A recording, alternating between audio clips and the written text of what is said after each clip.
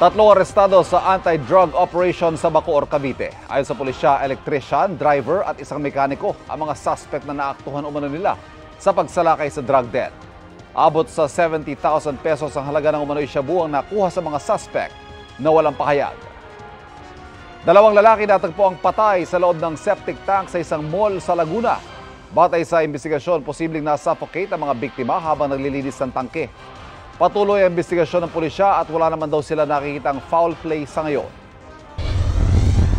Lava ejection o pagdaloy ng lava na mataan sa Bulkang Mayon sa nakalipas sa 24 oras. Ayon sa PHIVOLCS, patuloy pa rin nagpapakita ng magmatic unrest ang bulkan at nagbubuga pa rin ito ng maraming sulfur dioxide.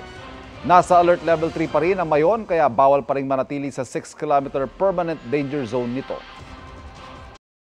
Magandang balita mga kapuso, kahit ano pa man ang oras, mapapanood ang 24 Oras Weekend at iba pang newscast sa youtube.com/GMA News. I-click lamang ang subscribe button. Sa mga kapuso abroad, maaari po kaming masubaybayan sa GMA Pinoy TV at www.gmanews.tv.